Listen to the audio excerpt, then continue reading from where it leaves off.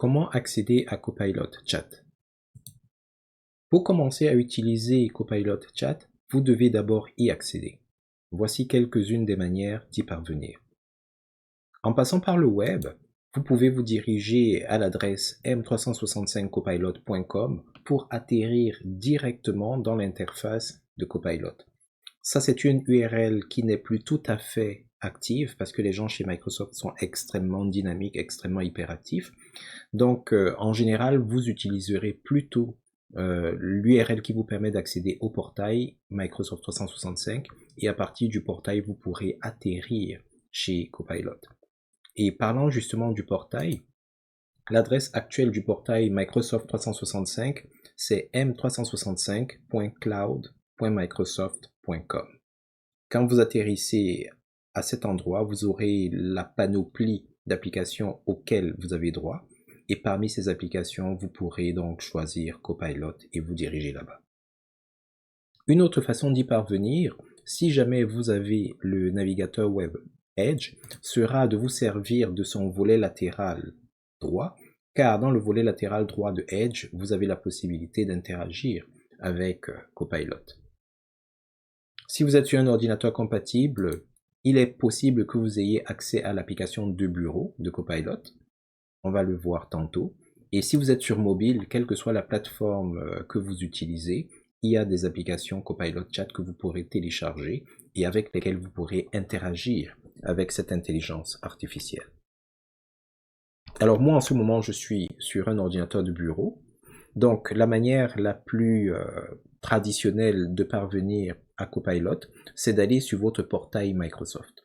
Donc, à partir du portail Microsoft, vous avez au niveau du lanceur d'applications toutes vos applications et en plus de toutes ces applications, vous avez Microsoft Copilot qui est là.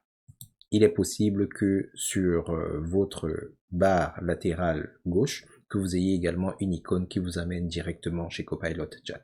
Donc, une fois que vous êtes connecté à votre portail, il vous suffira de cliquer sur l'icône de l'application.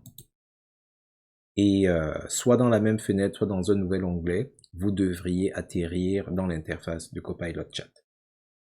Nous avons parlé de l'URL qui était officielle il y a encore quelques temps, c'est-à-dire m365copilot.com. Elle n'est plus tout à fait utilisée, mais les gens chez Microsoft gardent les mécanismes de redirection. Ça fait que si je valide, il va me rediriger, vous pouvez le voir, sur la plateforme de Microsoft 365, mais il va me ramener au niveau de l'application chat directement, ce qui fait que je ne vais pas forcément voir ma page d'accueil du portail, mais je vais directement atterrir dans l'interface de l'agent conversationnel. Alors pour ceux qui utilisent le navigateur web Edge, sachez que vous avez, ou vous devriez avoir, si vous avez les versions les plus récentes, une icône qui peut être activée avec CTRL majuscule et la virgule, qui vous permet de faire apparaître un volet latéral, ici. Bon, là c'est un peu mêlant parce qu'on a Copilot des deux côtés, donc je vais ouvrir un onglet banal. Donc avec ce volet latéral, vous avez la possibilité d'interagir avec Copilot Chat. Alors si vous êtes sur un ordinateur compatible, notamment certains ordinateurs Windows, il est tout à fait possible que vous ayez accès à l'application Copilot. Elle devrait être affichée quelque part sur votre barre des tâches ou alors faire partie des applications auxquelles vous avez accès. Donc en cliquant dessus, une interface va s'ouvrir et vous aurez l'agent conversationnel avec lequel vous pouvez commencer à parler.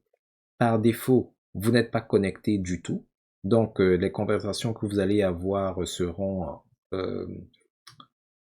non connectées, tout simplement.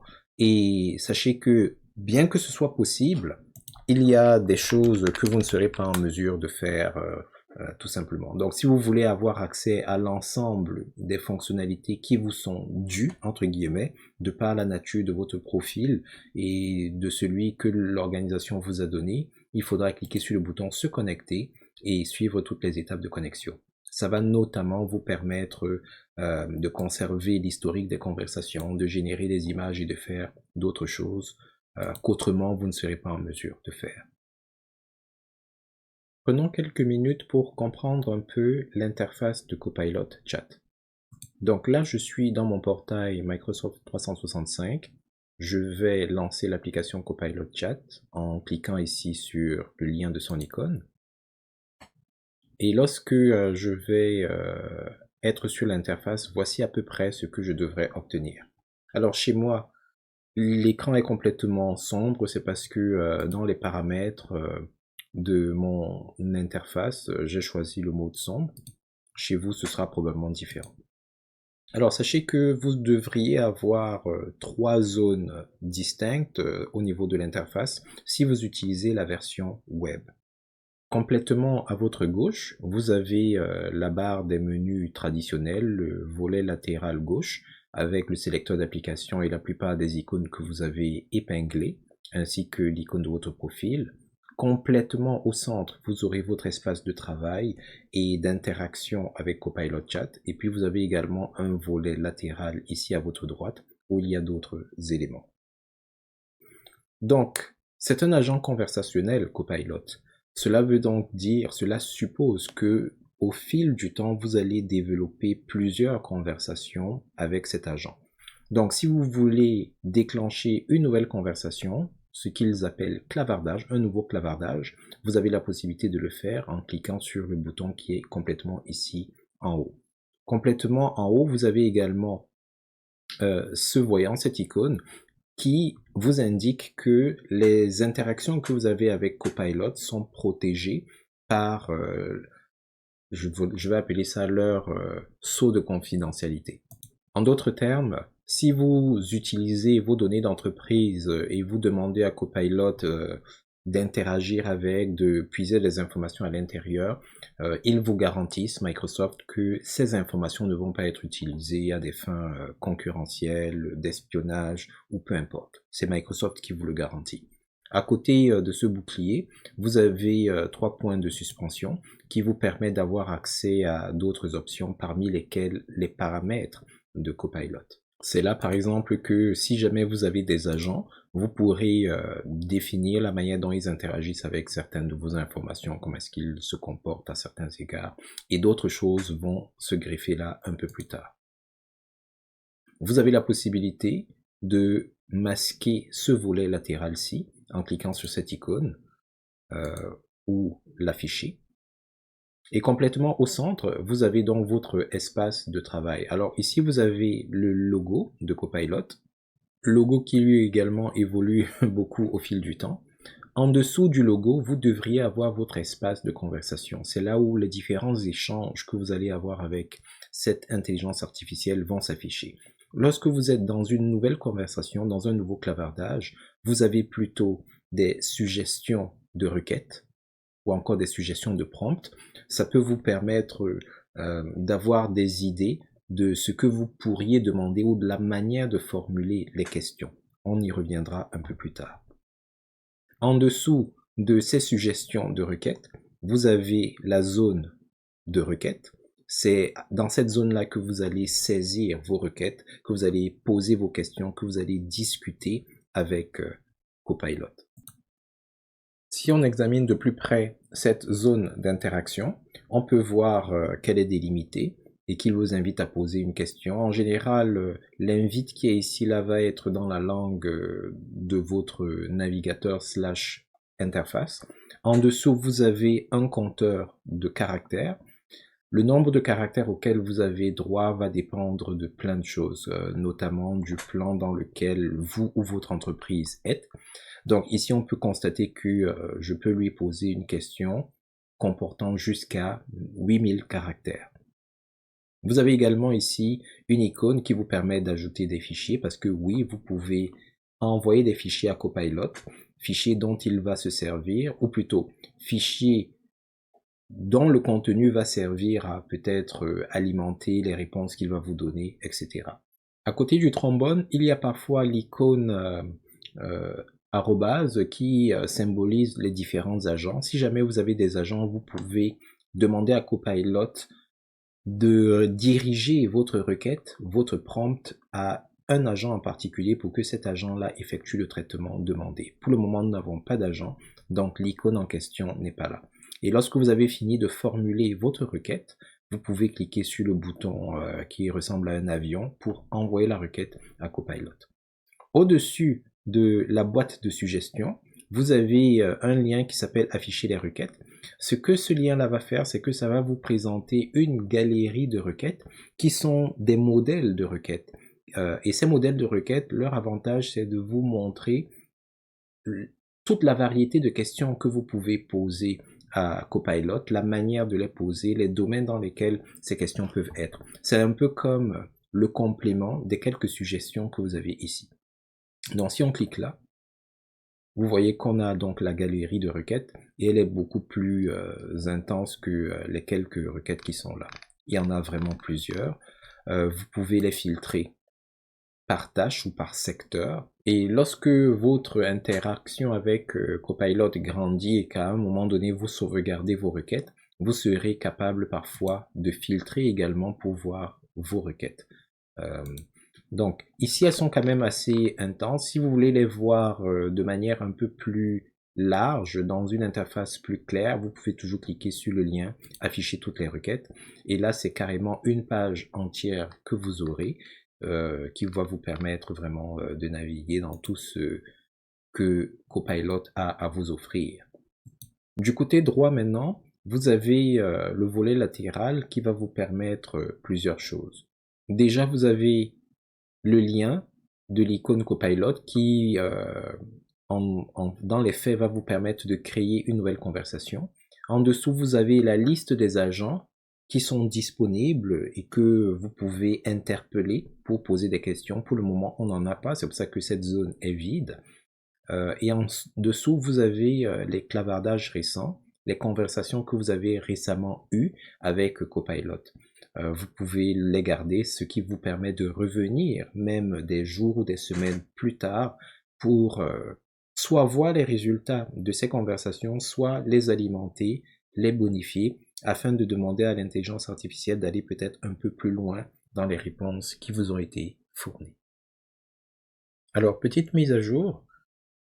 Entre le moment où nous avons fait la capsule et le moment où nous sommes sur le point de la publier, Microsoft, comme souvent, a fait des modifications au sein de Copilot et l'interface a été pour le moins changée. Il est possible toutefois que vous n'ayez pas encore la nouvelle interface parce que de la manière dont il procède, le déploiement des nouvelles solutions se fait en général graduellement et ça évolue plus ou moins lentement suivant leur processus de déploiement. Donc voici à quoi ressemble la nouvelle interface. Nous avons désormais deux zones principales pour interagir avec Microsoft Copilot Chat. Complètement au centre, nous avons toujours notre interface et notre endroit d'interaction. Sauf que, contrairement à l'interface précédente, la boîte, la zone de saisie est maintenant complètement au centre et les suggestions, les modèles, les gabarits de requêtes sont un peu en dessous. Le nombre de requêtes que vous allez voir ici en dessous de la zone de saisie va dépendre de votre résolution d'écran, mais vous pouvez toujours cliquer sur voir plus pour en voir quelques-unes. Et si ça ne suffit toujours pas, vous pouvez toujours cliquer sur la galerie des requêtes pour vous rendre sur la page qui est dédiée à toutes les requêtes qui sont suggérées par Microsoft pour vous aider à démarrer votre interaction. Au niveau de la zone de saisie, les icônes ici, elles ont été cachées parce qu'il y en avait de plus en plus au fil des mises à jour.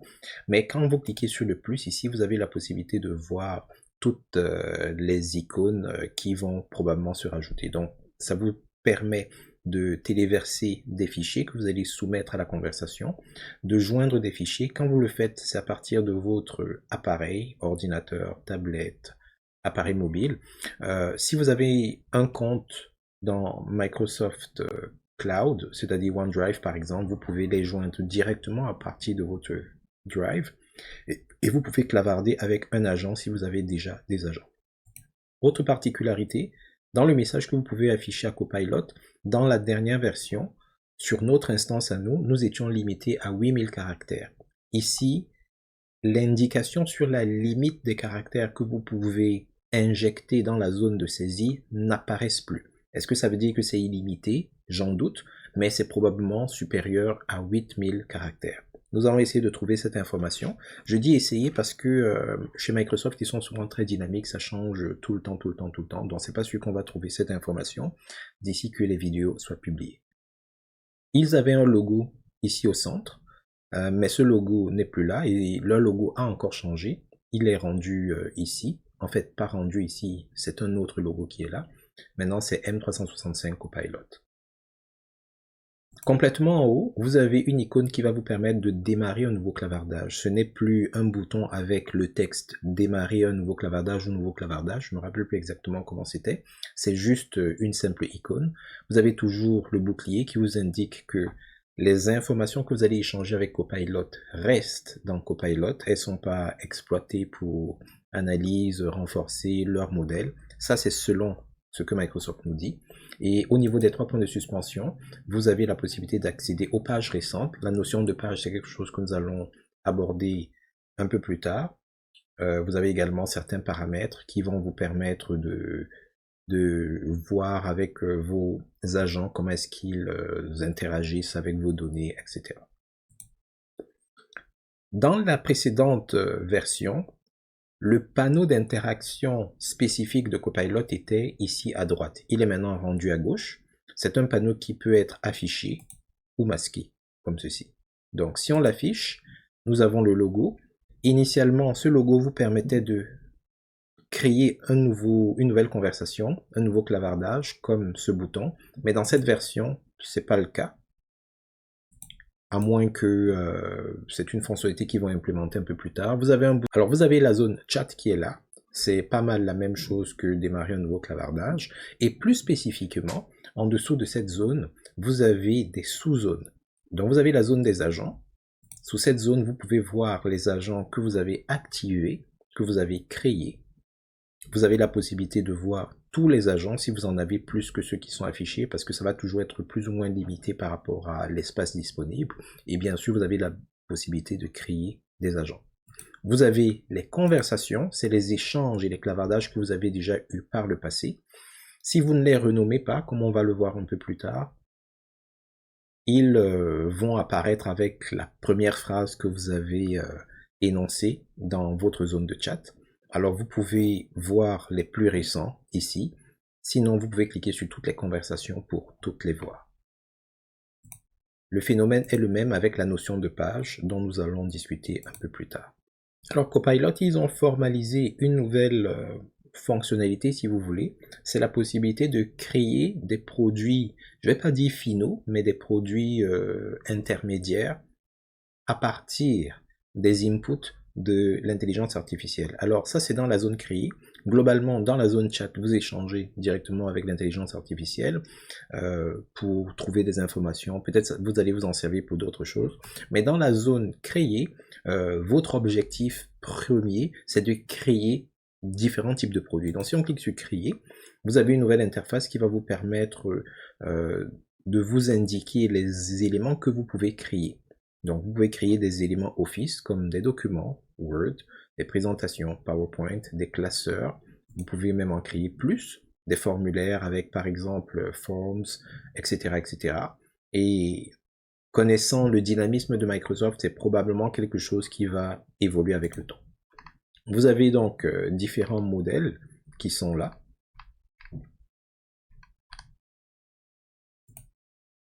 Il vous suffira donc de sélectionner l'un de ces modèles et de suivre les instructions ou de personnaliser ces modèles avec ou sans l'intelligence artificielle. Donc, vous avez la zone application également qui va vous présenter toutes les applications Office parce que soit dit en passant, la nouvelle interface de Copilot Chat, ce n'est plus tout à fait uniquement Copilot Chat. Microsoft est en train de faire un virage où Copilot est en train de devenir la pierre angulaire de tout ce qu'ils sont en train de faire, en ce moment en tout cas. Donc lorsque vous allez sur office.com, ce n'est plus l'interface qui rassemble toutes vos applications. Donc par exemple, si je viens ici dans le centre d'administration, habituellement quand vous cliquez sur le menu Rubik, le menu avec les 9 points, et que vous cliquez sur, je sais plus comment ça s'appelait, il change tellement, ça s'appelait Microsoft Office ou je sais plus quoi, vous arriviez sur une page d'accueil qui vous présentait toutes vos applications, dans une interface un peu plus centralisée, toutes ces applications auxquelles vous avez accès. Et ben désormais, lorsque vous cliquez ici, cette page d'accueil là, c'est devenu Microsoft Copilot, celle que nous sommes en train de voir. Donc si vous voulez retrouver par exemple l'accès aux applications, c'est en cliquant ici sur applications que vous pouvez y accéder. Donc nous avons, dans mon cas, moi, Outlook, Word, etc. Bref, toutes les applications auxquelles vous avez accès. Et certaines de ces applications ont une meilleure intégration actuelle avec Copilot. Et ces applications-là, elles sont mises en exergue ici, là. Donc si vous cliquez sur toutes les applications, vous retrouvez à peu près une interface similaire à celle que vous aviez au préalable. Donc si je reviens ici au niveau des applications,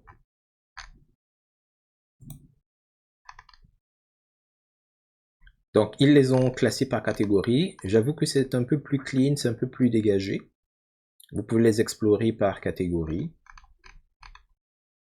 Et puis sélectionner celle qui vous intéresse. Et puis bon, dans mon cas, moi j'ai le lien pour la page d'administration, le centre d'administration qui me ramènera ici. Donc pour les prochaines capsules, ce à quoi nous allons beaucoup plus nous atteler, c'est la section chat qui correspond à Microsoft Copilot Chat. C'est beaucoup plus centralisé, c'est beaucoup plus organisé cette interface que l'interface précédente.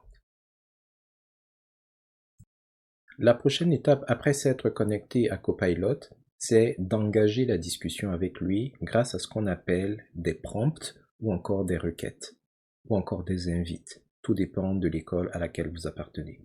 Les invites ou les requêtes ou les prompts, ce sont tout simplement les questions ou les instructions que vous allez donner à l'intelligence artificielle au moyen de la zone de discussion.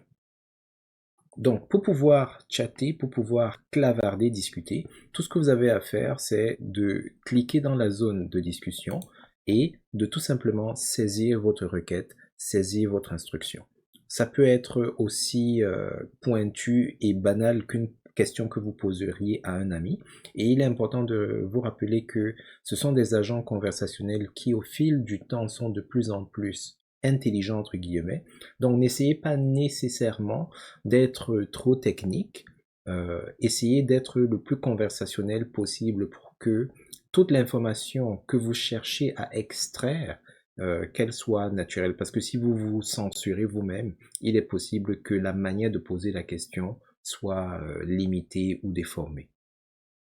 Alors en général, vous allez rentrer votre question. Alors là, je suis sur l'application de bureau, ok.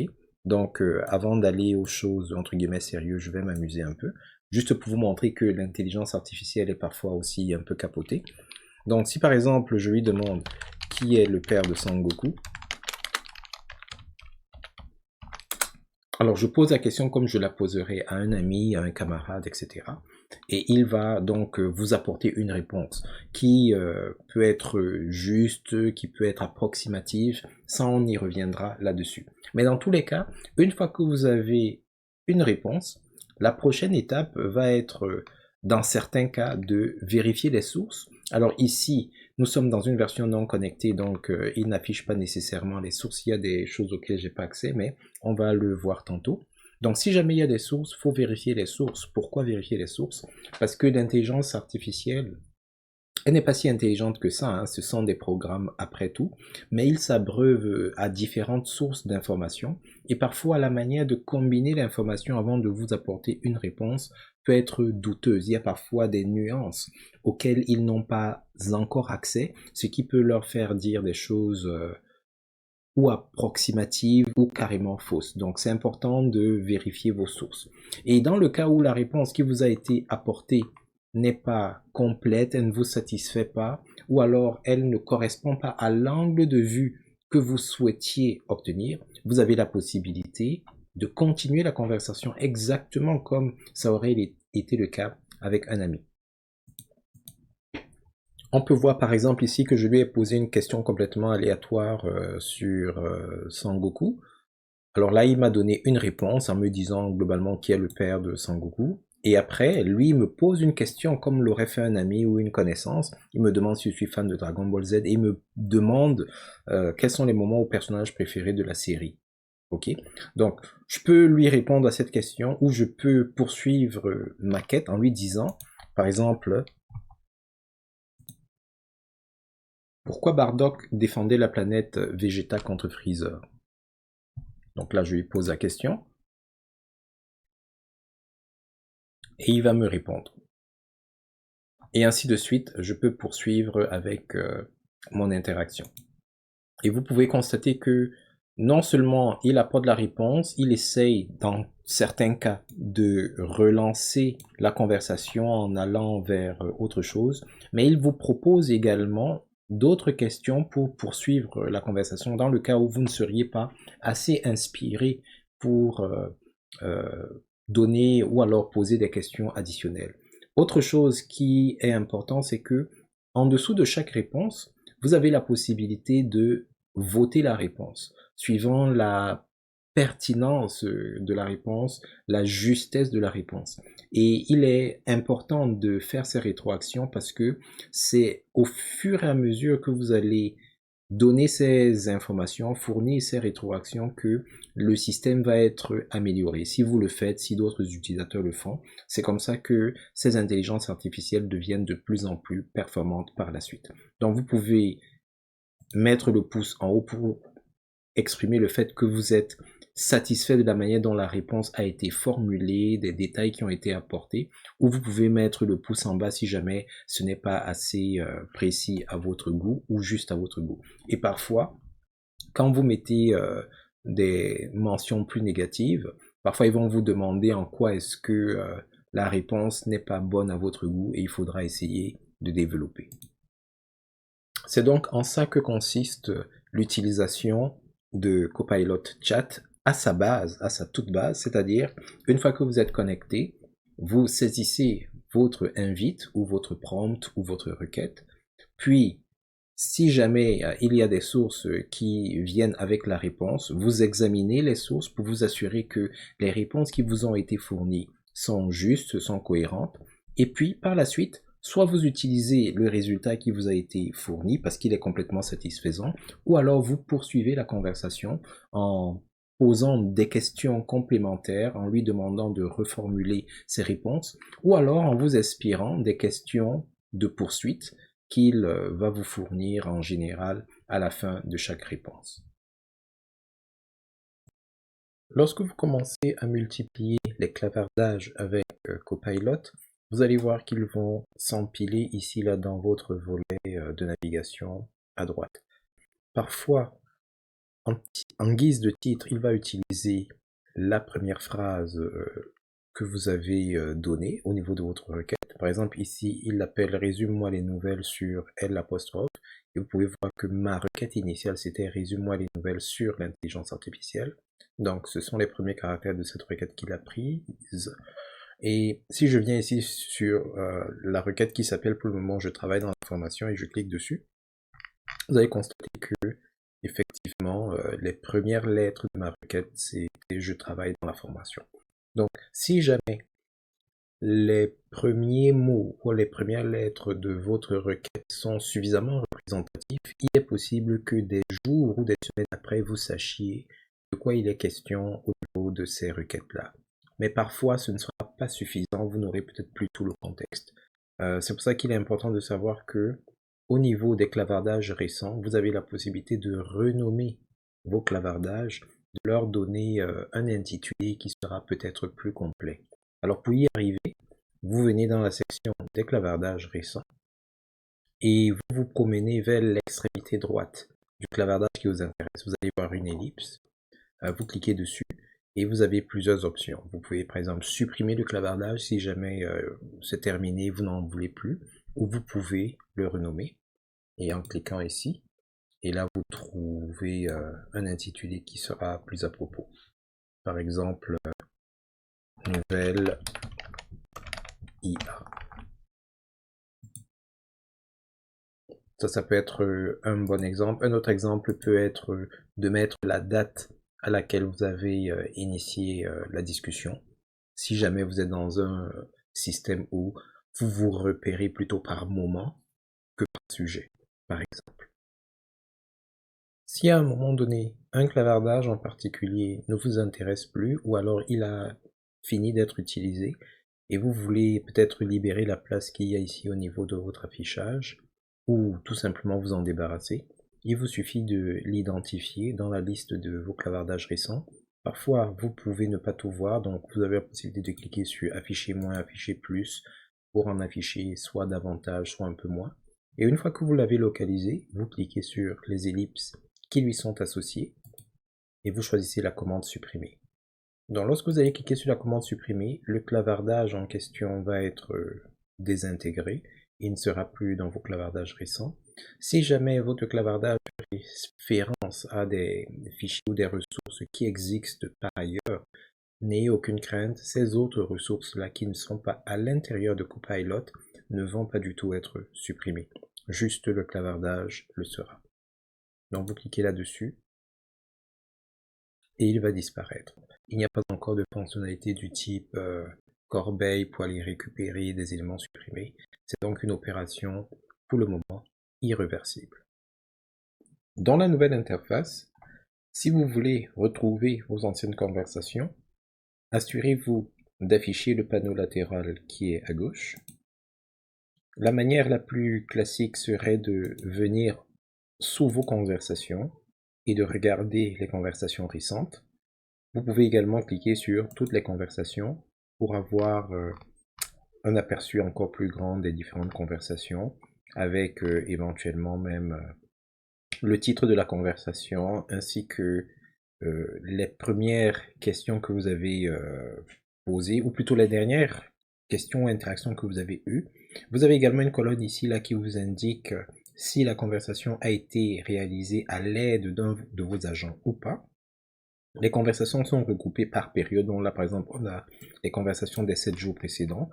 Mais s'il y en avait d'autres qui s'étaient déroulées plus tôt, peut-être le mois précédent ou quelque chose, par exemple les 30 jours précédents, au mois de mai, au mois de mars, etc. Et dans cette zone-ci, vous avez un moteur de recherche qui peut vous permettre d'effectuer, de retrouver les conversations que vous avez eues par rapport à un mot-clé en particulier. Donc si par exemple, je veux savoir dans quelle conversation est-ce que j'ai demandé à Copilot de me produire des graphiques, donc je vais saisir par exemple graphique ici, et c'est une recherche instantanée en ce sens que pendant que vous êtes en train de saisir, il filtre automatiquement les conversations en question. Ah, j'ai oublié. Ici, là, vous avez également la date où la conversation a eu lieu. Je pense que ça représente le mois. Et là, ça représente le jour. Donc là, ce serait le 6 juin. Ou plutôt le 10 juin, que racontais-je, le 11 mars, etc. Nous avons déjà expliqué que lorsqu'on crée une nouvelle conversation, Copilot nous suggère des gabarits de questions ou de prompts ou de requêtes qu'on peut formuler. Si ces gabarits ne sont pas suffisants, on peut toujours en voir plus. Là, il va en proposer plus. Et on peut même aller plus loin et afficher la galerie où il y a encore plus de requêtes ou de types de requêtes. Alors, ce sont des gabarits en ce sens que peut-être que la requête en tant que telle ne vous satisfait pas pleinement, mais au moins elle a des aspects de son questionnement qui peuvent être réutilisés. Donc lorsque vous récupérez une requête, grâce à ces mécanismes-là, ce que Chat va faire, Copilot Chat va faire, c'est qu'il va prendre la requête, l'insérer dans la zone de saisie. Il ne va pas la valider directement, donc vous aurez la possibilité de modifier la requête, l'ajuster à vos besoins avant de la soumettre à Copilot. Donc si par exemple on vient ici dans la galerie des requêtes, et je prends par exemple monitorer les actualités, donc si je prends celle-ci, je clique dessus, vous voyez il a récupéré complètement toute la requête, il n'a pas validé, donc si je veux changer, par exemple c'est pas la finance qui m'intéresse, mais c'est par exemple le voyage dans l'espace, je vais remplacer ici voyage dans l'espace concernant SpaceX par exemple, ou je sais pas quoi, je peux remplacer. Alors ça ce sont les galeries ou plutôt les requêtes qui ont été créées par Microsoft, entre autres, mais également par d'autres personnes. Mais ça peut être également le cas pour vos requêtes à vous. Alors supposons qu'à un moment donné, vous avez, après avoir interagi avec l'intelligence artificielle, des essais-erreurs, vous êtes parvenu à créer une requête qui vous a vraiment satisfait et vous voulez être capable de la réutiliser. Pas nécessairement telle qu'elle, mais vous inspirer de la manière dont c'était structuré, etc. Parce que ça a donné de bons résultats. Vous également, vous pouvez rajouter vos propres requêtes dans votre galerie personnelle. Alors comment est-ce que ça se passe? Il faudrait déjà retrouver la requête qui a été formidable pour vous. Donc par exemple, si je reviens dans une précédente conversation, celle-ci par exemple, si j'estime que cette requête était géniale, je viens en regard de la requête que j'ai envoyée, et vous allez voir, il y a l'icône d'un crayon qui peut vous permettre de modifier la requête, l'icône de copie qui peut vous permettre de la copier pour la coller peut-être dans Microsoft Blue, peut-être dans un document Word pour la sauvegarder, ou encore dans Microsoft Pages, peu importe. Mais ce qui nous intéresse, c'est la troisième icône qui est là, enregistrer la requête. Donc, lorsque vous cliquez dessus, il va ouvrir une boîte de dialogue et vous aurez la possibilité donc de renseigner les caractéristiques de la requête. Alors, cette requête était l'analyse d'un livre blanc, dont je peux mettre par exemple analyse de document. Le contenu de la requête est listé ici à l'intérieur. Donc là, je suis incapable de dire si c'est un bug, mais je ne peux pas corriger la requête dans cette interface-ci. Donc, je vais l'enregistrer telle quelle. Pour le moment. Il se peut que ce soit un bug parce que très souvent Microsoft ils font des travaux et puis parfois le système peut être instable. Donc si je viens ici, je crée une nouvelle conversation. Permettez-moi d'effacer ceci. Et que je viens maintenant dans mes requêtes. Et j'affiche la galerie. Oui, je vois toujours les galeries créées par Microsoft de tout genre, mais je peux aussi venir dans l'onglet Vos requêtes et je peux voir la requête que j'ai générée. Et si je clique sur cette requête-là, ça va se passer exactement comme les autres, c'est-à-dire que le contenu de la requête va être rajouté dans la zone de saisie, mais elle ne va pas être directement validée, donc j'ai la possibilité de changer, par exemple, l'énoncé, attacher un nouveau document, parce que ça c'était pour un document précédent, donc je peux attacher un document comme par exemple celui-ci et l'exécuter. Donc vu que elle m'avait satisfait la première fois, il y a de fortes chances pour qu'elle me satisfasse encore, parce que la structure était la même et tout, je l'ai juste adapté à ce qui m'intéressait. Alors oui, interagir avec Copilot Chat est aussi simple que rédiger, écrire vos questions et les exprimer à Copilot Chat comme vous le feriez avec un ami. Avec certaines versions de Copilot Chat, vous pouvez même vous exprimer vocalement, c'est-à-dire qu'il vous suffira donc de poser directement la question. Et la question peut être aussi banale que là, par exemple, c'est une question sur le dessin animé ou des questions beaucoup plus pointues sur les affaires de votre entreprise, sur vos secteurs d'affaires, sur la politique ou sur plein d'autres choses. Donc, il est important de savoir prompter, de savoir utiliser les requêtes pour que les réponses qui vous sont fournies, les échanges que vous aurez avec l'intelligence artificielle soient les plus enrichissants possibles. Donc, ça nous amène donc à discuter de la manière efficace d'utiliser les requêtes. Alors, les requêtes ou les prompts sont essentiels pour interagir de manière très efficace avec Copilot Chat. Une bonne requête va vous permettre d'obtenir des réponses précises et utiles. Et pour pouvoir y parvenir, voici quelques conseils. Ce ne sont pas tous les conseils, mais partez de ces conseils pour construire vos habitudes et arriver à des requêtes qui sont un peu plus précises. Donc, il est important d'être spécifique. Donc, utilisez un langage clair et fournissez autant de contexte que possible dans vos requêtes. Ainsi, au lieu de dire par exemple résume les nouvelles sur telle entreprise, vous pourrez préciser je travaille dans tel domaine, je me concentre sur tel aspect. Donne-moi un résumé concis de ce qui s'est passé dans telle entreprise, etc., etc. Donc, ça va vous permettre d'avoir des résultats un peu plus pertinents par rapport à ce que vous recherchez. Alors, de manière pratique, on va venir cette fois-ci sur notre Copilot web et c'est à partir de maintenant le seul outil dont nous allons nous servir. Donc si je viens avec une requête globale comme par exemple résume-moi les nouvelles sur l'intelligence artificielle. Alors il va analyser ce qui s'est passé sur Internet et ses différentes sources. Et il va aller chercher les informations qu'il estime être importantes pour moi. Alors vous pouvez voir que il m'a donné un résumé en 5 points et les informations, il est allé les chercher sur certains sites web. Alors les petites notes qui sont là, les petits chiffres que vous voyez, 1, 2, ce sont les sites web sur lesquels il allait chercher l'information. Donc si je veux me rassurer que ce qu'il m'a donné comme information, c'est juste, c'est pertinent, c'est exact, je peux toujours cliquer sur le 1 qui est là et je vais me rendre sur le site web associé. Donc 1, dans ce cas-ci, c'est les actualités intelligence artificielle chez Futura et il y avait d'autres résultats qui pointaient vers un site 2 et là c'était plutôt leséchos.fr, intelligence artificielle, actualité en direct, etc. Donc voici le résultat qu'il m'a donné. Mais là, je vais, pour vous montrer la différence, ouvrir une autre instance de Copilot dans un nouvel onglet. Déjà, quand ça se charge, vous pouvez voir que parmi les conversations récentes, on peut voir le résume-moi les nouvelles sur l'intelligence artificielle que j'ai écrite tantôt. Donc cette fois-ci, on va essayer de lui donner un peu plus de contexte, un peu plus de profondeur.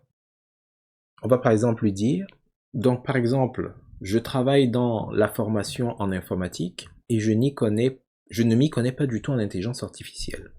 Donne-moi un résumé concis et digeste sur les récentes nouvelles en intelligence artificielle. Concentre-toi sur les nouvelles. J'en voulais un peu trop. Concentre-toi sur les nouvelles entourant le secteur de la formation ou de l'apprentissage de nouvelles compétences. Présente la réponse en 4 ou 5 paragraphes. Alors vous pourriez vous dire, mais Soka, c'est pas de cette manière que tu vas parler à un ami.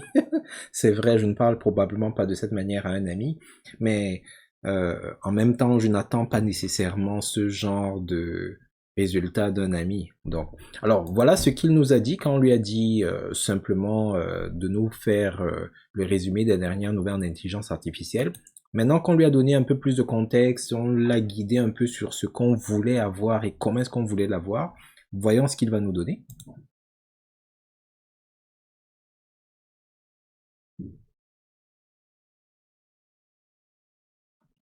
Alors, je ne vais pas vous lire tout ce qu'il a écrit, mais vous voyez que pour deux requêtes qui sont grosso modo similaires, parce que le sujet de base est le même, vous pouvez voir que les résultats sont complètement différents. Alors ici, il parlait des robots humanoïdes, IA et maladies rares, c'était extrêmement bref. Ça peut être largement suffisant pour certaines personnes. Mais compte tenu de ma profession, compte tenu de ce que je veux en faire, ce que je veux savoir, j'ai la possibilité de lui poser des questions beaucoup plus précises et vous voyez que le même agent, hein, la même intelligence, elle m'a donné quelque chose de complètement différent. Donc, si vous êtes capable d'être spécifique dans vos prompts, dans vos requêtes, vous devriez obtenir des résultats beaucoup plus concrets. Autre chose à prendre en compte, ce sont les phrases complètes. Utilisez des phrases complètes. Pourquoi? Parce que les phrases complètes aident Copilot à comprendre beaucoup mieux votre demande. Alors là, je lui pose les questions en français, qui est ma langue d'expression. Mais sachez que Copilot et la plupart des outils d'intelligence artificielle d'ailleurs, ils sont anglophones. Hein. Alors, lorsque vous lui parlez en français, il traduit ce que vous lui demandez, en général en anglais. D'ailleurs, je ne sais pas si vous avez remarqué, mais quand il est en train de générer, vous avez peut-être remarqué que parfois, il écrivait « searching the web ». Bref, ces outils réfléchissent et agissent en anglais. Ça fait que si certaines de vos requêtes sont incomplètes, vos phrases ne sont pas complètes, il est possible que vous induisiez l'intelligence artificielle en erreur. Et puis, n'oubliez pas, notre langue qui est si belle, le français, a souvent des nuances qui ne se révèlent ou qui ne se complètent que lorsque la phrase est totale. Donc, si vous leur posez des questions à moitié, ne soyez pas surpris si parfois ils vous donnent des réponses qui sont complètement déphasées. Autre élément que vous pouvez prendre en compte dans la formulation de vos requêtes, c'est le ton et le format. Donc, si vous avez une préférence pour le ton, qu'il soit formel ou informel, ou le format, c'est important de le noter. Alors, vous pouvez voir que ici, je ne lui ai rien dit, je lui ai dit de me faire le résumé des notes. Bon, il a décidé de me les mettre en point de forme, ce qui, à la base, n'est absolument pas mauvais. Mais ici, je lui ai bien dit de me donner les réponses dans des paragraphes, de me donner la réponse, de l'exploser en 4 ou 5 paragraphes. Et vous voyez que là, il n'a pas utilisé les points de forme, il a plutôt utilisé des paragraphes.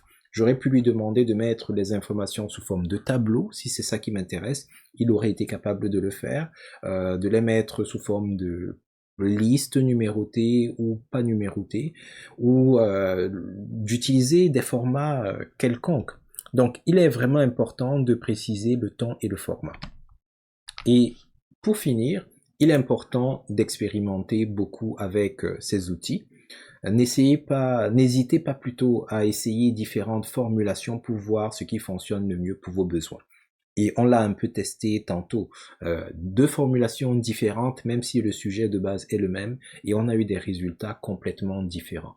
Il n'y a pas de formule parfaite, je vous dirais. Au fur et à mesure que vous allez itérer avec vos différentes requêtes, vous allez voir comment est-ce qu'il réagit. Vous allez mieux comprendre Copilot et vous serez en mesure d'obtenir des résultats beaucoup plus appropriés. Donc, en maîtrisant l'art des requêtes, vous pourrez tirer le meilleur parti de Copilot Chat et vous allez obtenir des résultats qui répondent un peu plus précisément à vos attentes. Alors, si on veut y parvenir, qu'est-ce qu'il faut faire? La démarche est assez simple. C'est une démarche en 3-4 étapes environ, et elle consiste tout simplement, en premier lieu, à préparer votre source d'information. Si vous ne spécifiez pas la source d'information, comme on a dit tantôt, Copilot va se baser sur ses modèles d'entraînement ainsi que sur les informations qui sont sur Internet parce que Copilot, par défaut, est connecté à Internet. Donc, si vous voulez qu'il base ses réponses sur un document spécifique, il faudra préparer le document, le rassembler. Si c'est vous qui avez la charge de le combiner, de le créer, entre guillemets. Mais si c'est un document qui existe déjà quelque part, sur Internet, dans votre intranet ou peu importe, il faudra donc vous assurer qu'il est à un endroit auquel vous avez accès et peut-être le télécharger sur votre poste de travail ou autre. Encore que Copilot peut vous permettre d'aller chercher les fichiers qui sont sur votre OneDrive, par exemple. Une fois que le fichier est préparé, la prochaine étape, c'est le téléverser ou encore de le joindre, de l'indiquer à votre environnement. Téléverser veut dire en général que le fichier se trouve sur votre poste de travail et là vous le rajoutez à la conversation, comme on va le voir tantôt, mais ça peut également dire tout simplement que le fichier se trouve dans votre OneDrive et vous indiquez à Copilot où dans votre OneDrive le fichier se trouve pour que Copilot aille le lire à cet endroit-là. Et soit dit en passant, quand vous téléversez de toute façon un fichier dans une conversation, ce fichier-là va se loger dans OneDrive comme on va le voir tantôt. Prochaine étape, lorsque la liaison a été faite, lorsque le lien a été réalisé entre Copilot et votre fichier, il faut commencer donc à interroger.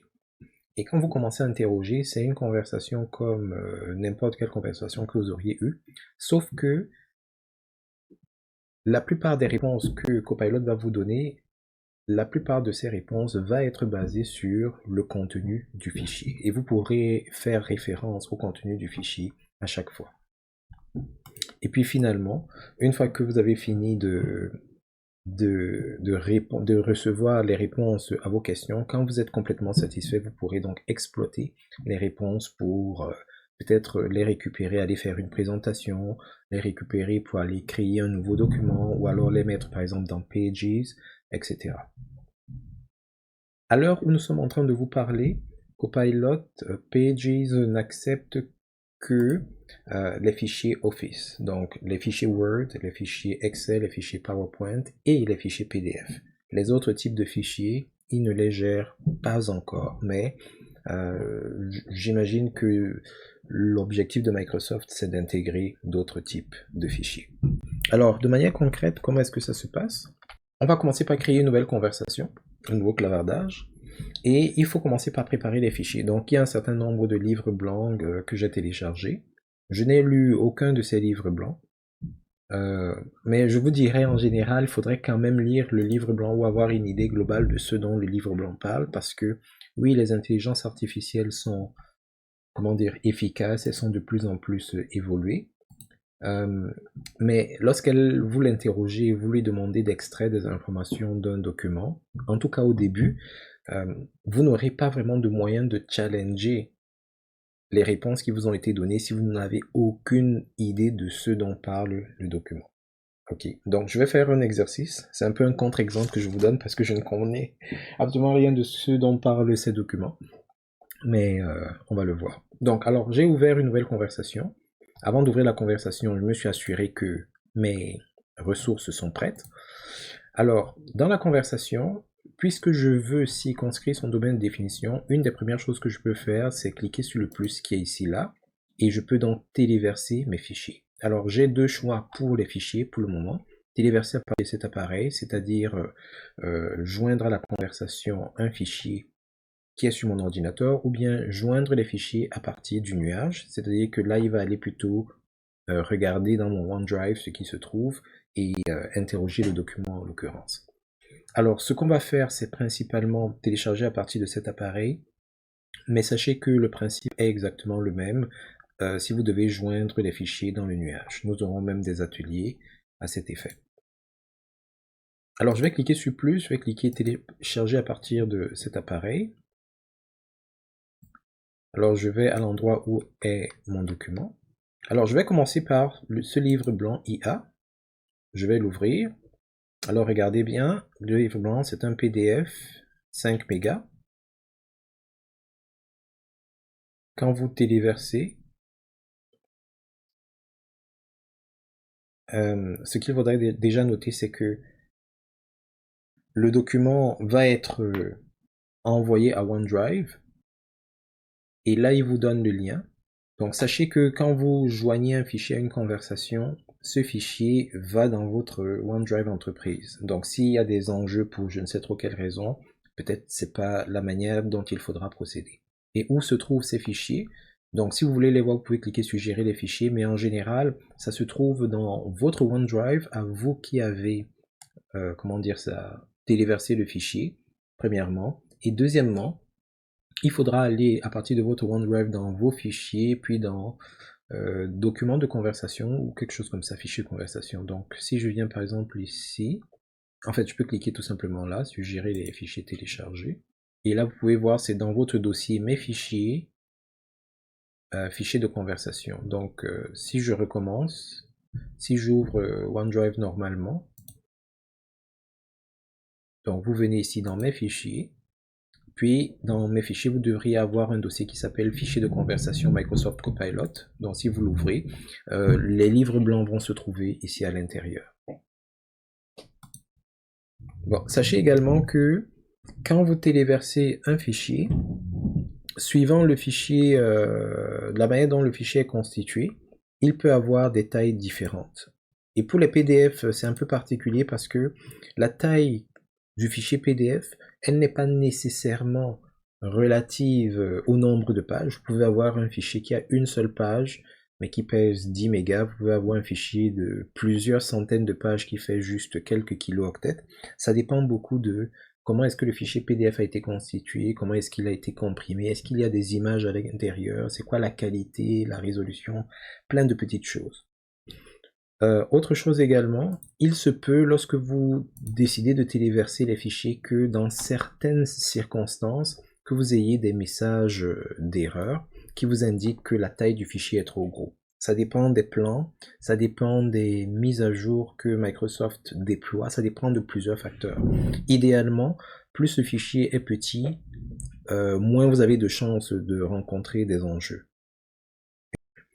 Il y a plusieurs manières de l'interroger. Alors la manière la plus simple de l'interroger, c'est juste de lui soumettre le livre et de valider. Donc là par exemple, je ne lui ai absolument rien demandé, il ne sait pas ce que je veux ou quoi que ce soit, je valide tout simplement.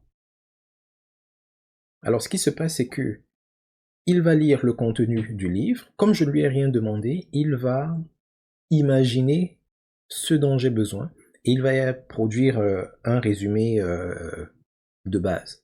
Donc ici par exemple, il me résume le livre blanc était blablabla, blablabla, il me présente les points clés, chaque point clé il les détaille en point de forme, etc. Alors j'ai pas lu le livre, mais on va l'ouvrir rapidement pour vérifier si c'est la vérité qu'il est en train de nous raconter.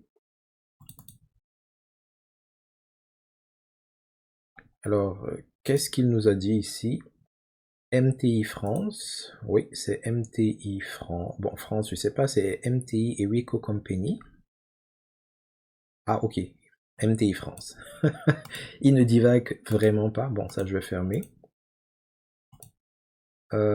Pourquoi l'Inde? Bon, je vais pas analyser tout le reste, mais il parlait des CPU.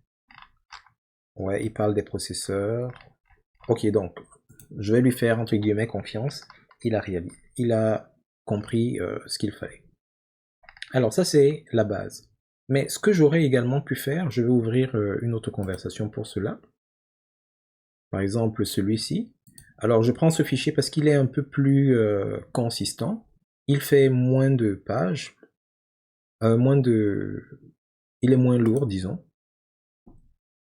Mais il est beaucoup plus consistant. Alors, c'est celui-ci. OVSM livre blanc.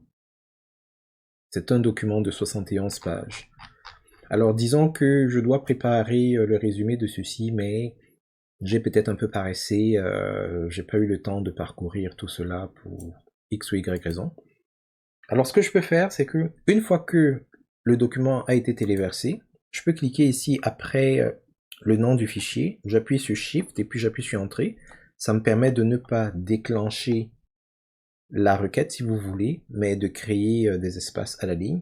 Et là, je peux lui poser des questions beaucoup plus spécifiques. Vous avez vu que même si vous ne lui posez aucune question, il va quand même extraire des informations. Et voici un exemple de ce qu'on pourrait lui demander.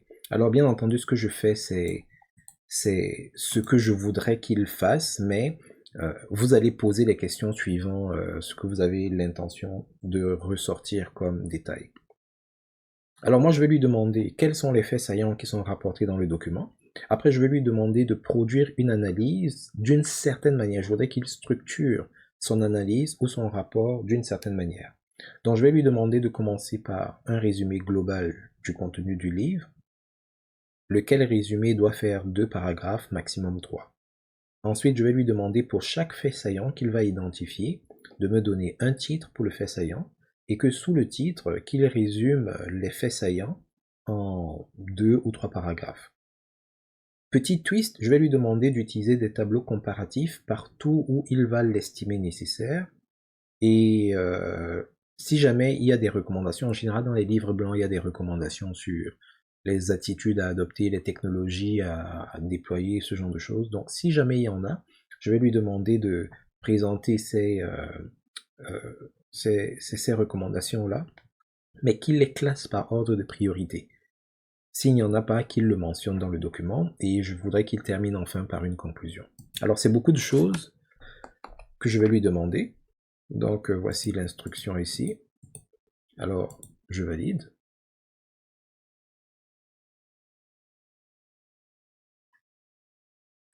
Alors je lui ai demandé de commencer par un résumé. Il me met le titre résumé. Il m'a mis 3 paragraphes. Excellent. Fait saillant. Premier fait saillant. Il me résume le fait saillant. Tableau comparatif parce qu'il a jugé nécessaire. Deuxième fait saillant. Un résumé. Tableau. Troisième fait saillant. Résumé. Tableau. Quatrième fait saillant. Cinquième fait saillant. Alors, il y avait des recommandations dans ce livre. Et je lui ai demandé au niveau des recommandations, on peut le voir ici, s'il y en a, de les présenter sous forme de tableau. Les recommandations doivent être classées par ordre de priorité ou de pertinence. Et pour chaque recommandation, il faut qu'il présente, bon, j'ai mal écrit, les avantages et les inconvénients. Effectivement, il y en avait. Il les a classés par ordre de priorité. Les hautes sont en haut, les moyennes en bas. Il a présenté les avantages et les inconvénients. C'est formidable. Et puis, la conclusion. Alors, Copilot est bourré de fonctionnalités et puis de super pouvoirs. Au-delà de vous permettre de lui poser une question et qu'il vous formule une réponse, au-delà de lui soumettre des documents comme nous venons de le voir et de lui demander d'aller extraire de ces documents certaines informations, vous pouvez également lui demander de générer, de créer des graphiques. Alors pour illustrer cela, je vais créer un nouveau clavardage et je vais par exemple lui demander de créer un graphique qui illustre l'évolution du taux directeur de la Banque du Canada d'une année à une autre. Donc par exemple, je vais lui dire créer un graphique représentant l'évolution du taux directeur, etc. Donc je vais lui soumettre. Et pendant qu'il est en train de chercher, alors parfois Copilot n'est pas très stable ou bien on ne peut pas vraiment toujours compter sur lui parce que parfois il ne comprend pas. Donc je vais essayer de reformuler. Et ça illustre un peu l'un des points qu'on mentionnait tantôt, à savoir qu'il faut expérimenter. Autre chose qu'il faut garder à l'esprit, c'est que certains de ces modèles ou de ces outils d'intelligence artificielle sont anglophones. Donc parfois, ils ne comprennent pas bien certains termes. Donc je vais essayer une autre requête. Au lieu de créer, je vais lui demander de représenter. Bon, là j'ai dit représenter. Donc là, je vais encore affiner. Je vais lui demander de représenter. Représente sous forme d'histogramme.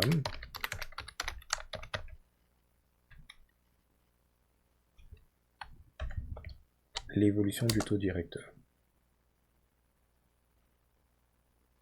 Alors, vous voyez, parfois, quand vous posez la question avec un certain thème, vous allez voir la section exécution qui va vous représenter la manière dont il interprète ce que vous avez dit. Et vous avez vu que parce que je voulais parler, j'ai oublié ce qu'il a noté, mais je pense qu'il a dit créer un graphique sous forme d'histogramme, quelque chose. C'est très important de faire attention à cela parce que ça va vous permettre avec le temps de mieux savoir comment lui poser la question. Donc voilà donc l'évolution du taux directeur. Vous avez vu qu'il a fallu plusieurs itérations, mais ça fait partie de l'apprentissage, que vous sachiez comment l'interpréter. Et si vous voulez éviter ces allers-retours, c'est parfois plus simple de poser la question en anglais. Il y aura moins d'interprétation de sa part, parce que à la base, c'est un outil anglophone. Alors nous avons établi dans une capsule précédente que Copilot Chat est capable de nous permettre d'interagir avec des fichiers, principalement des documents. Et pour le moment, les documents ou les types de documents avec lesquels il est à l'aise, c'est les documents Office, Word, Excel, PowerPoint, il est des documents PDF. Mais la réalité est que Copilot est capable de gérer un peu plus que ça, et notamment, il est capable de vous permettre de faire des recherches et des analyses visuelles. Alors la démarche est toujours la même, c'est-à-dire qu'il faudrait préparer vos sources, aller chercher les images, si elles sont sur Internet, les ramener. Dans certaines circonstances, suivant les plans que vous avez, vous pourriez être capable de demander à Copilot Chat d'aller interroger les images, même si elles ne sont pas sur votre intranet, si elles sont sur un site web public par exemple. Mais de manière générale, ce sera plus simple d'aller chercher l'image là où elle se trouve et la ramener.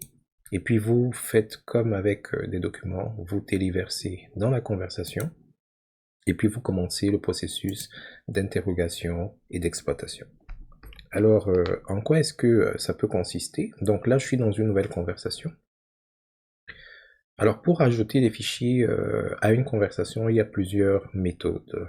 Une méthode peut consister à tout simplement cliquer sur le plus, comme on l'avait déjà vu. Il y a également des raccourcis que vous pouvez utiliser en mettant par exemple le slash, la barre de division.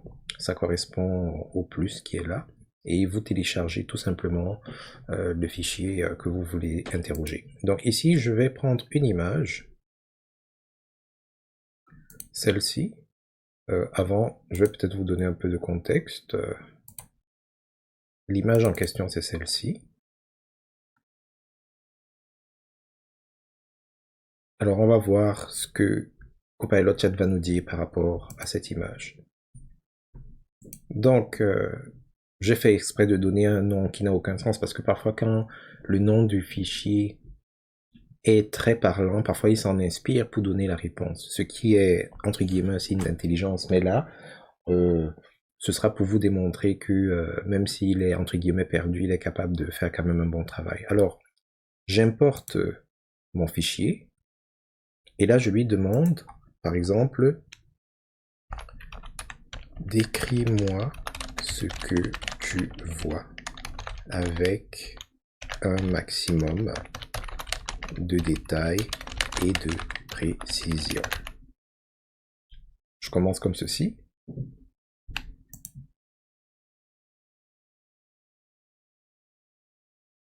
Et là, on va juste attendre. Alors là, je n'ai donné aucun détail, j'ai fait exprès de changer le nom, mais là, il a reconnu tout de suite ce dont il s'agissait. Alors, c'est le château Frontenac. Si vous savez pas, moi, je suis basé au Canada, à Québec. C'est un bâtiment, comment dire ça? C'est un bâtiment mythique dans la ville. Alors, là, il a tout de suite compris ce dont il s'agissait. Château Frontenac, patati patata, les éléments architecturaux, il se met à les détailler. Alors la raison pour laquelle il parle des éléments architecturaux, c'est parce que c'est un bâtiment bien connu, il y a des informations sur Internet qui permettent de décrire ça très clairement. Mais si ça avait été quelque chose qu'il ne connaît pas, il aurait quand même été capable de décrire ce qu'il voit dans l'image, entre guillemets. Il n'aurait peut-être pas été capable de dire de quel bâtiment il s'agit, si c'est pas quelque chose qui se trouve dans sa base de données, mais il est capable d'interagir. Donc là, il donne premier plan, ambiance générale, etc. Alors maintenant, je peux lui poser des questions. Je sais pas s'il a dit à quelle date est-ce que ça a été créé, non? Il n'a pas dit à quelle date ça a été créé. Donc je peux par exemple lui poser maintenant des questions plus spécifiques, maintenant que entre guillemets, je sais ce dont il est question. Je peux par exemple lui demander combien de temps a été nécessaire pour construire cet édifice, par exemple, etc. Donc je peux faire tout un tas je peux relancer tout un tas de questions et d'interrogations sur la base de ce qu'il me dit et de l'extraction donc des informations de l'image. Et ça peut aller beaucoup plus loin.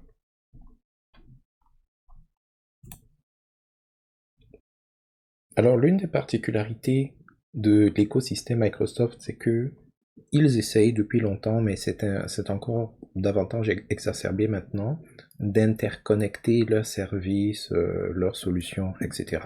Donc dans cet ordre d'idées, Copilot Chat peut vous permettre de générer des images. On a déjà vu qu'il pouvait générer des visuels, c'est-à-dire que vous avez par exemple des données chiffrées et puis il les interprète et il crée des graphiques sur la base de ces visuels-là.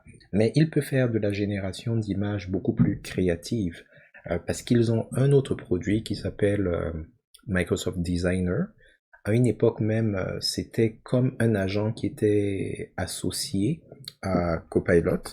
C'est-à-dire que dans les agents qui étaient ici, vous aviez la possibilité d'interagir directement avec Microsoft Designer. J'ai l'impression que ce n'est plus trop le cas, du moins pour le moment. Ça risque peut-être de revenir. Mais dans tous les cas, en arrière-plan, vous pouvez appeler Designer. Et justement, à l'époque, quand vous cliquez ici sur le arrobase, ou si vous faisiez tout simplement arrobase dans votre interface, vous pouviez envoyer une requête directement à Microsoft Designer. Bon, c'est comme si ça a disparu, mais comme je le disais, en arrière-plan, ils peuvent quand même communiquer. Et la façon d'invoquer, la façon d'appeler, d'interpeller Microsoft Designer, c'est avec des mots-clés très spécifiques. Alors, je sais qu'en français, on a beaucoup de, comment on appelle ça, de synonymes, etc. Mais pour avoir de meilleurs résultats, il serait préférable d'utiliser ou de commencer votre requête par créer une image suivie de tout ce que vous voulez ou dessine une image. Ce sont vraiment ces combinaisons qui l'appellent. Donc, les outils d'intelligence artificielle, surtout chez Copilot, ça évolue tout le temps et ils sont meilleurs avec le temps, disons. Donc, ça se peut que si vous dites représente une image, génère une image, il est possible qu'ils interprètent ça correctement et fassent appel à Microsoft Designer, mais vous pouvez également avoir beaucoup d'échecs. N'oubliez pas que à la base, tous ces outils sont anglophones. Donc, si vous exprimez en anglais, il y aura un peu moins de hiccup, mais en français, parfois, les interprétations peuvent beaucoup varier. Donc, lorsque vous voulez interpeller Designer, ou du moins vous voulez que Copilot Chat vous aide à générer des images, en général, il va utiliser Designer en arrière-plan. Donc, ce qu'il faudrait faire, c'est commencer votre requête par ces mots-clés-là, d'une part, mais d'autre part, votre requête, pour qu'elle ait le maximum d'impact, devrait comporter un certain nombre d'éléments. Donc, après le mot-clé, s'il vous plaît, l'interpellation, crée une image, dessine une image, il faudrait que vous fassiez que vous fassiez appel aux adjectifs. Pourquoi? Parce que les adjectifs vont vous permettre de décrire l'ambiance, le style ou les émotions. Donc des termes comme futuriste, réaliste, coloré, minimaliste, etc. Ce sont des termes que vous pouvez utiliser pour décrire les éléments qui doivent apparaître dans l'image. Autre chose qu'il faudra utiliser, ce sont les noms.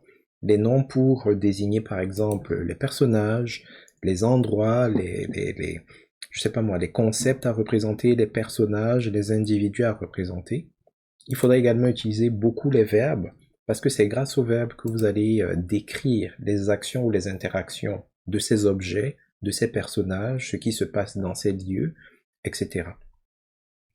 Autre chose qui pourra faire une grosse différence dans la manière dont vos images sont représentées, c'est le style. Le style va permettre à Copilot Chat, ou plutôt à Microsoft Designer dans le fond, de une certaine dimension à votre visuel, tout simplement, à votre image. Alors pour que vous voyez à peu près ce à quoi ça correspond, alors on va lui demander de dessiner, bon dessiner, il n'y a pas eu accent aigu, hein, de dessiner l'image d'un robot amical discutant avec un humain dans un bureau moderne, style illustratif 3D, ambiance lumineuse et futuriste. Alors dessine l'image, ça c'est l'interpellation. Alors qu'est-ce qu'on doit dessiner? C'est un robot. Comment est-ce que le robot doit être? Il doit être amical. Donc on a un nom ici qui représente le personnage ou oui l'objet ou peu importe à représenter. On a l'adjectif qui décrit ce personnage-là. Maintenant, discutant avec un humain, discutant, ça c'est le verbe, ça traduit l'interaction qu'il y a entre ce personnage principal et un personnage secondaire par exemple. Donc ici, un humain, personnage, c'est un nom. Il est où dans le bureau dont on le décrit. Maintenant ici, le style illustratif 3D. Et vous allez voir que si on joue avec le style, on peut avoir des résultats complètement différents. Ambiance lumineuse, futuriste, etc. Donc si on valide, alors là, ça prend un peu de temps parce que c'est pas tout à fait Copilot qui est en train de dessiner. Vous voyez, il a fait appel à Designer et c'est maintenant Designer qui prend le relais et qui va essayer de représenter cette image. Alors ça va prendre plus ou moins de temps. Il faut juste patienter un peu. Donc ça prend encore du temps. Donc vous voyez là, il a généré l'image. C'est parfait. Alors, ce qu'on va faire, c'est qu'on va utiliser à peu près la même requête, mais on va changer certains éléments. Donc là, je vais créer une nouvelle requête. Au lieu d'avoir le style illustratif 3D, on va lui demander de nous donner, par exemple, le style manga. Ici, on va dire sombre, ambiance sombre et rétro.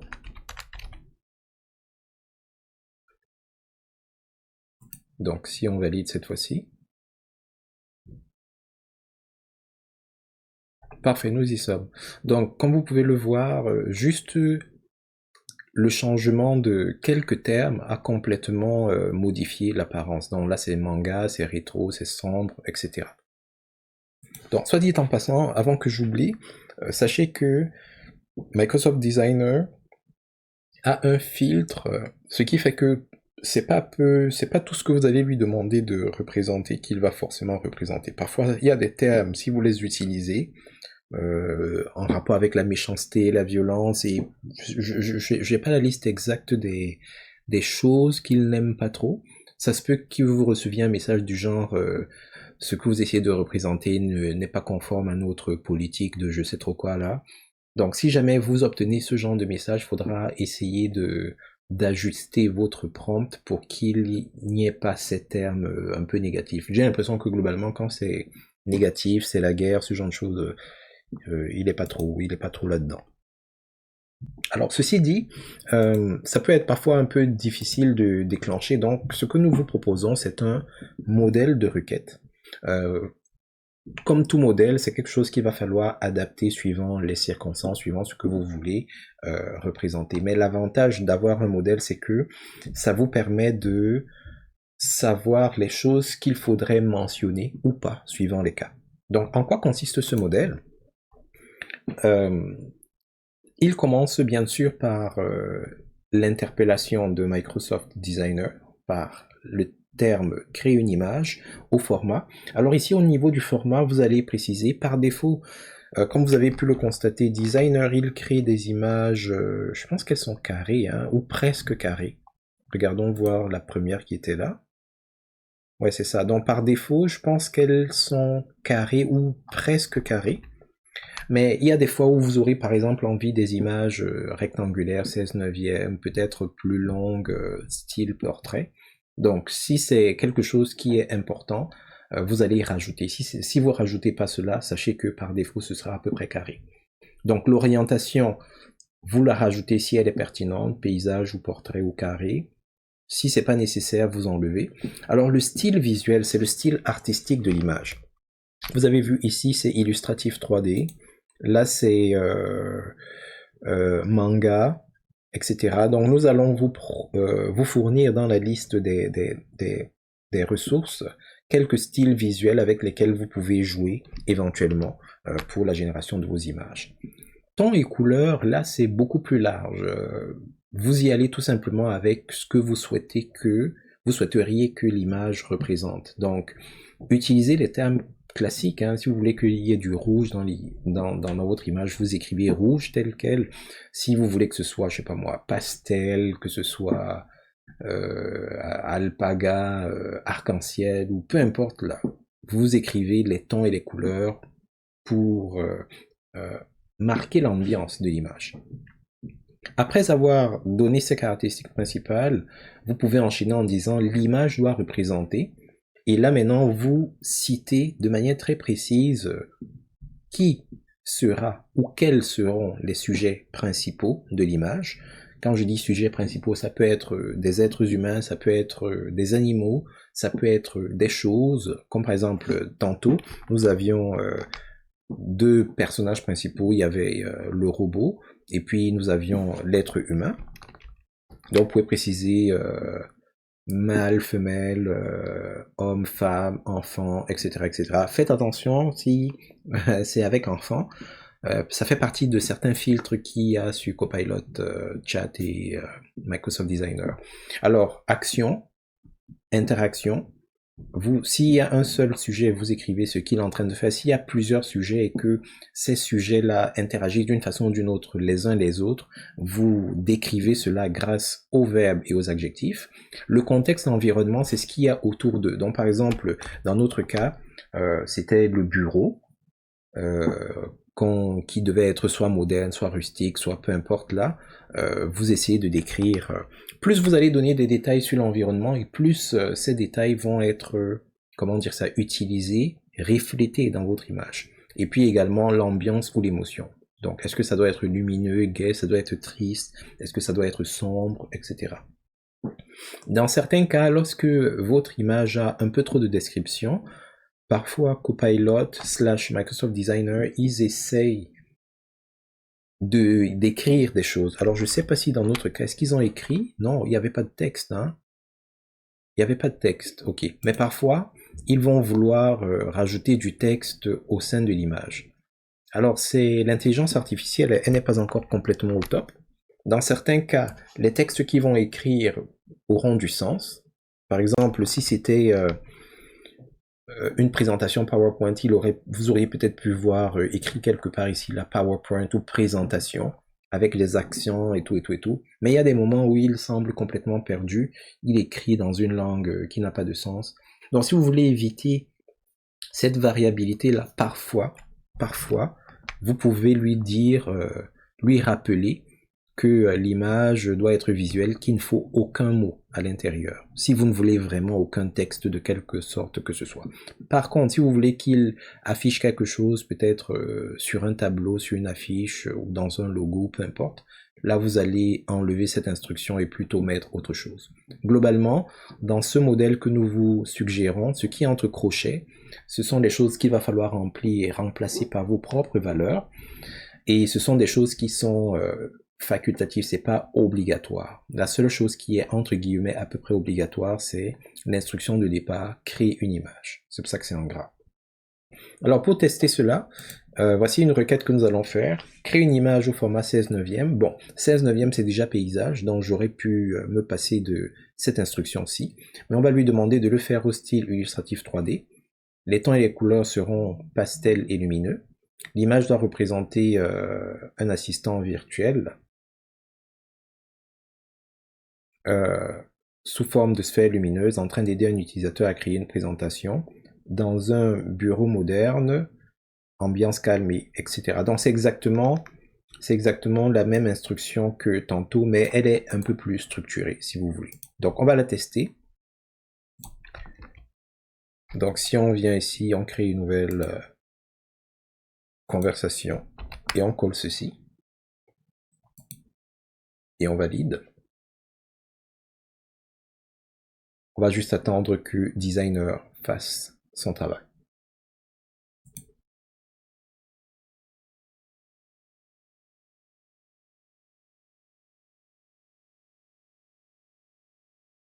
Encore quelques secondes.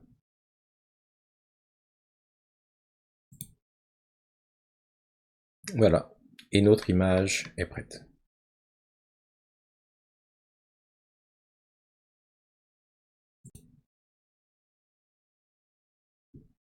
Vous devriez trouver parmi les ressources de ce cours une liste de 101 requêtes qui peuvent convenir à la vie de tous les jours, vie professionnelle, vie académique, etc. Il y a un certain nombre de requêtes, ce sont juste des modèles dont vous pouvez vous servir. Elles sont regroupées par domaine. Ensuite, pour chaque domaine, vous avez des objectifs, vous avez la requête proprement dite, et vous avez quelques instructions, quelques détails sur la manière de vous servir de la requête. Donc, la manière dont il faut s'en servir, c'est que lorsque l'objectif correspond à ce que vous avez envie de faire, vous prenez la requête correspondante, et la requête a les instructions à utiliser. Entre crochets, vous avez les paramètres ou les variables qu'il vous faudra ajuster afin que ce soit cohérent avec ce que vous avez l'intention de faire. Par exemple ici, si vous voulez générer un graphique à partir d'un fichier Excel, vous soumettez le fichier Excel, vous l'attachez, comme on s'est précisé ici, il faudra joindre un fichier Excel structuré avec des en-têtes claires, puis vous lui demandez de générer un graphique et vous précisez le type de graphique. Est-ce que c'est un graphique sous forme de diagramme, d'histogramme, est-ce que c'est un camembert, etc. Et vous précisez les colonnes à utiliser. X, Y, c'est mis entre crochets pour dire que si c'est par exemple le nombre d'accidents par année, en fonction des colonnes accidents et années, par exemple, ainsi de suite. Donc partout où vous voyez des crochets, ce sont des choses que vous pourrez ajuster en fonction de vos besoins. Et n'oubliez pas, ces éléments-ci sont des gabarits. Donc, on vous donne une structure de base, libre à vous de supprimer de cette structure ce qui n'est pas pertinent, de rajouter à cette structure ce que vous voulez voir ou avoir en plus, etc.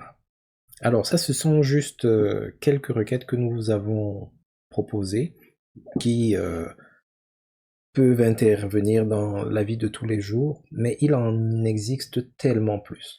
La beauté avec l'intelligence artificielle, c'est que elle peut nous permettre d'automatiser, d'accélérer certaines des choses que nous faisons régulièrement.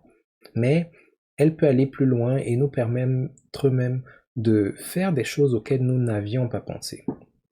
Alors, ces 101 requêtes sont des requêtes de tous les jours, mais si vous avez besoin d'encore plus d'inspiration, nous vous exhortons à considérer la galerie des requêtes de Microsoft, qui est bien entendu beaucoup plus étendue que les 101 requêtes que nous avons proposées, mais qui en plus évolue davantage.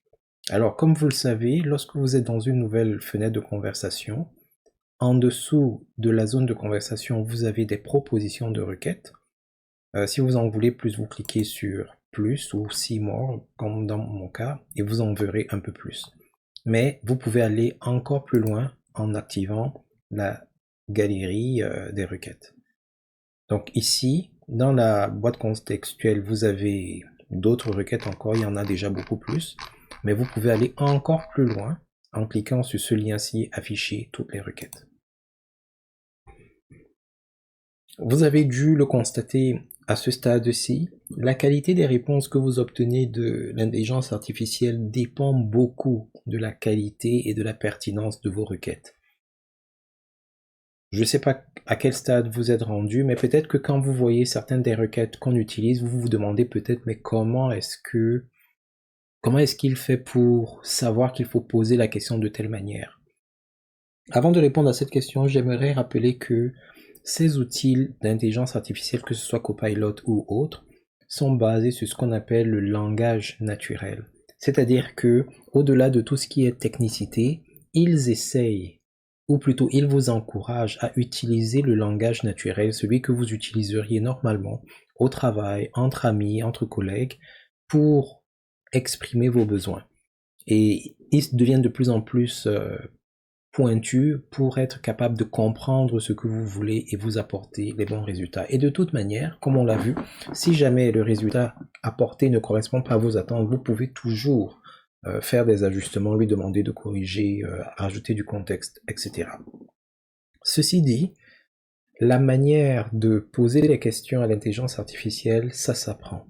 Et autre chose, oui, il y a des concepts qui peuvent être appliqués à toutes les intelligences artificielles, mais vous allez vous rendre compte que certaines intelligences artificielles ont des spécificités. Il y a des façons de leur poser des questions, il y a des façons d'agencer les instructions, etc., qui vous donneront plus ou moins de bonnes réponses.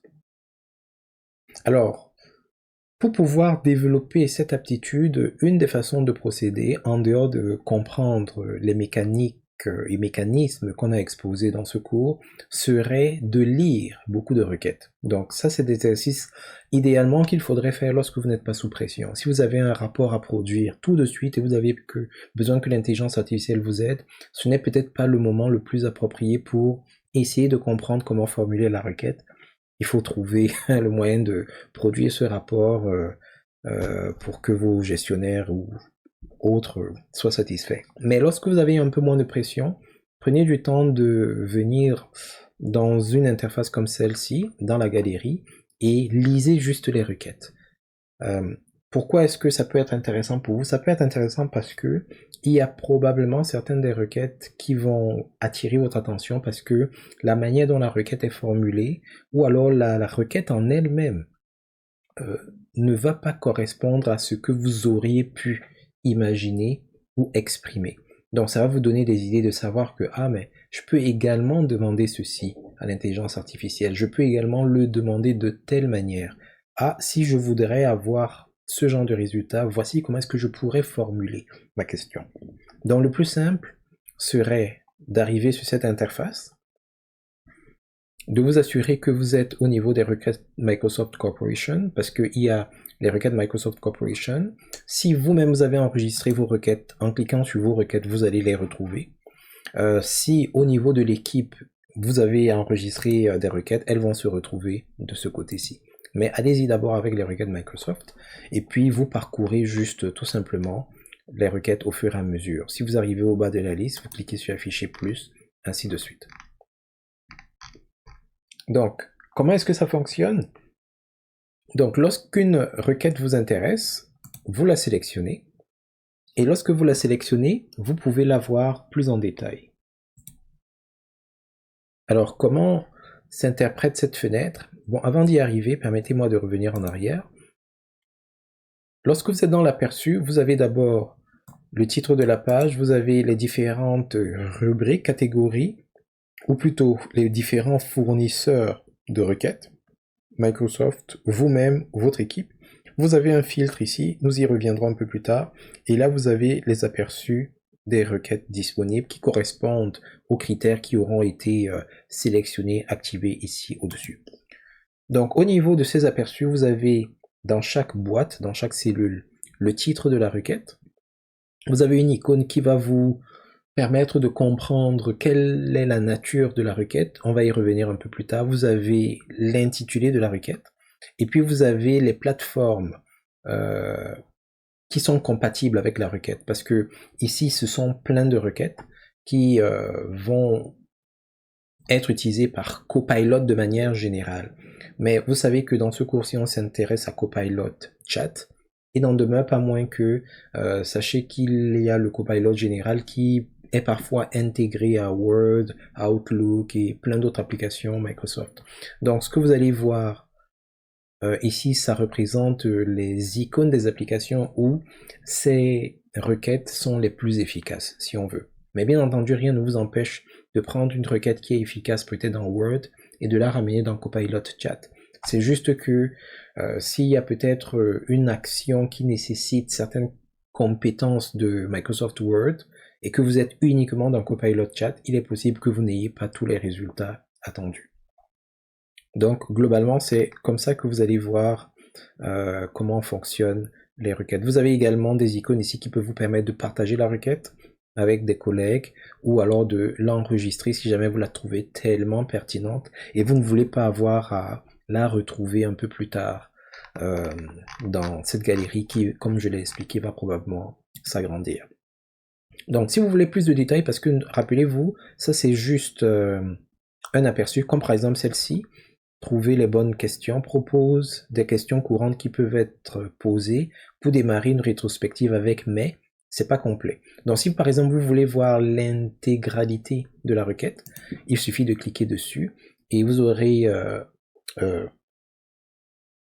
dans une interface, dans une boîte de dialogue, une boîte modale en fait, vous aurez le complément de la requête.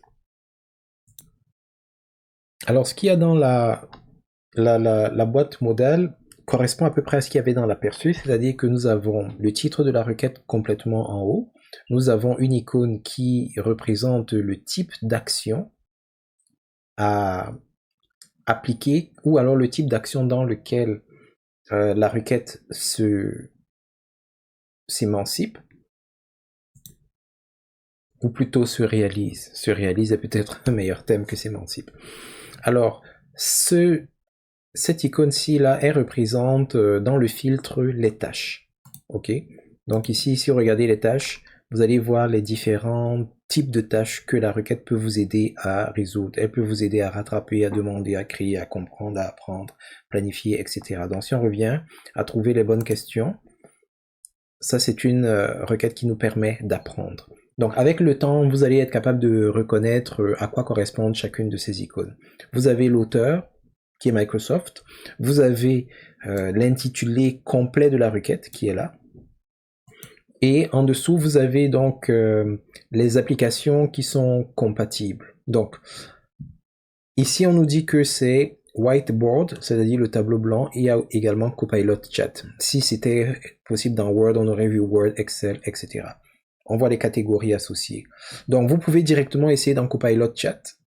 C'est un lien qui vous permet de copier la requête, ouvrez Copilot Chat et l'utiliser. Bon, ça c'est peut-être un peu long. On va voir une autre méthode. Alors l'autre façon de faire, c'est comme on l'a dit tantôt, de copier la requête. Vous pouvez l'enregistrer et vous pouvez la partager. Donc si vous la copiez, c'est copier dans le presse-papier. Et là, il vous faudra juste revenir dans Copilot Chat et vous pourrez coller la requête tout simplement. Donc là, vous avez l'intitulé de la requête au complet, mais ici, vous avez une section personnalisation qui vous permet de voir comment est-ce que la requête peut être utilisée. Ok, ça vous donne un cas concret de la requête. Prenons-en une autre. Par exemple, restez informé. Quelles sont les dernières actualités de personnes classées par courriel, message instantané? Bon. Donc, si par exemple on prend ceci, vous voyez au niveau de l'exemple, ils nous disent quelles sont les dernières actualités sur, au lieu d'avoir personne, qui est un peu comme une variable, il a remplacé ça par le nom d'un de vos collègues, par exemple Adele Vance, organisé par Patati Patata. C'est pour que vous compreniez que cette partie-ci est variable et on peut la remplacer, on peut la modifier. En dessous de la zone personnalisation, vous avez des requêtes qui tournent plus ou moins autour du même type de sujet. Alors la nomenclature qu'ils ont utilisée est un peu semblable à celle que nous vous avons présentée ici, c'est-à-dire que entre crochets ou parfois en italique, ils vont vous indiquer les éléments qui sont variables. Donc si on prend par exemple rechercher des informations spécifiques, si vous cliquez ici, que dit le document sur entre guillemets, entre crochets plutôt, les rôles et les responsabilités, vous comprenez que vous pouvez utiliser ceci pour remplacer par ce que vous recherchez, ce que vous aimeriez savoir. Ici, on constate que ça fonctionne dans Word. Alors, si jamais vous n'êtes pas avec la version Copilot globale, vous avez juste Copilot Chat, vous pouvez contourner ceci en copiant la requête, en allant la coller dans votre conversation, mais au préalable, il faudra joindre à votre conversation un fichier. Donc comme ça, au lieu d'avoir Copilot qui est dans Microsoft Word, pendant que vous êtes sur un document, vous serez dans Copilot Chat, auquel vous allez joindre un document et poser des questions associées. Alors ça, c'est la première méthode. Vous y allez, peut-être pas une à la fois, mais vous essayez de parcourir pour voir à peu près comment chaque requête est formulée, comment sont agencées les variables, etc. L'autre méthode qui est un peu plus ciblée consiste à vous servir du filtre qui est là pour rechercher des requêtes particulières. Donc ici, là, vous avez les applications, c'est-à-dire dans quelle application est-ce que vous souhaiteriez utiliser la requête. Alors si vous avez le Copilot général, j'allais dire le Copilot international, vous pouvez cocher tout ce qui s'applique ici, là. Si vous avez juste la version Copilot Chat, vous pouvez cocher l'un des deux ou les deux à la fois, suivant les cas. Mais comme on l'a expliqué tantôt, même si ça s'applique parfois à des logiciels spécifiques, vous pouvez quand même récupérer la commande, la requête, et l'adapter. Dans certains cas, il vous faudra juste joindre le fichier en question. Mais rappelez-vous que s'il y a des manipulations spécifiques à l'application à faire, vous pourriez ne pas obtenir tous les bénéfices de la requête. Donc vous pouvez filtrer par application. Vous pourrez filtrer par type de tâche. Qu'est-ce que vous essayez de faire? Est-ce que vous essayez d'analyser? Est-ce que vous essayez de modifier quelque chose? Est-ce que vous essayez de créer, d'exécuter, ainsi de suite? Vous pouvez filtrer par type de travail. Alors, on a les types de services. On a également les secteurs d'activité. On a les types d'éducation ici. Et vous pouvez également filtrer par type d'agent. C'est beaucoup plus pertinent si vous avez des agents que vous avez déjà créés. Si vous n'en avez pas, cette zone-ci sera complètement vide. Alors, les agents qui sont ici, ce sont soit les agents que vous avez créés, soit les agents que vous avez activés. Par exemple, si vous avez suivi le cours jusqu'au bout, vous savez qu'on va créer Arc, Asvir et Reformulator 3000.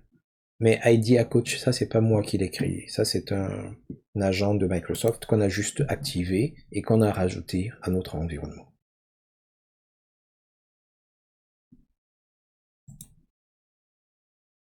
Donc, si vous voulez vous servir de Copilot Chat, mais vous savez pas exactement par où commencer, ou alors vous voulez avoir de l'inspiration, vous pouvez vous dire, ok, je suis par exemple dans la gestion de projet, donc vous cherchez type de travail, par exemple gestion de projet, project management, et là, en cochant, il va vous donner toutes les requêtes qui rentrent dans cette catégorie-là, par exemple. Donc, supposons qu'on soit intéressé par ceci. Rédige une stratégie de communication interne professionnelle, inclut un modèle pour une mise à jour de statut, etc. Donc, si ça vous intéresse, vous pouvez copier la requête et l'utiliser dans Copilot Chat par la suite. Alors ici, quand on est dans cette interface, c'est un peu particulier. Tandis que si on était dans celle-ci, donc si on revient ici, Prompt Gallery, et on refait pareil, ici on fait Project Management. Alors c'est la même chose, c'est juste que l'interface de tantôt, elle est beaucoup plus large, elle est beaucoup plus clean, et elle est complètement dédiée aux requêtes. Vous n'êtes pas tout à fait dans Copilot Chat ici, vous êtes dans la galerie des requêtes. Donc ça vous permet de mieux exploiter, de mieux analyser les différentes requêtes. Mais si vous êtes dans un contexte de Copilot Chat, vous pouvez juste cliquer sur la requête. Et une fois que vous avez cliqué sur la requête, elle va s'ajuster. Oh là là, j'avais une requête précédente, donc recommençons. Prompt Gallery, par exemple, gestion de projet. Donc, aussitôt que vous cliquez dessus, elle va rentrer dans votre zone de saisie. Et si elle est déjà formatée comme vous le souhaitez, vous allez juste poser la question. Mais si elle n'est pas formatée comme vous le voulez, vu que ça n'a pas encore été validé, vous pouvez l'ajuster, rajouter des informations, peut-être du contexte, des précisions, ou retirer des éléments. Et lorsque vous êtes satisfait, vous validez. Alors dans ce cas-ci, la requête était autosuffisante entre guillemets, donc ça fait que en l'utilisant, en l'exécutant directement, les résultats sont complètement, comment dire ça, valables, exploitables, potables. Et puis après, on peut juste peut-être personnaliser, lui demander de générer quelque chose grâce à Word ou peu importe. Alors, la galerie des requêtes est une source inestimable. Si vous vous sentez suffisamment à l'aise pour imaginer, concevoir vos requêtes, allez-y, surtout si vous suivez à peu près les structures que nous avons présentées jusqu'ici.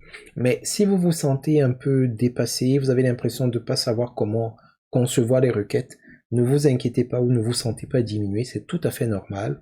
C'est une compétence qui se développe, qui s'apprend. Et l'une des meilleures façons d'apprendre et de la développer, c'est en passant par la galerie des requêtes.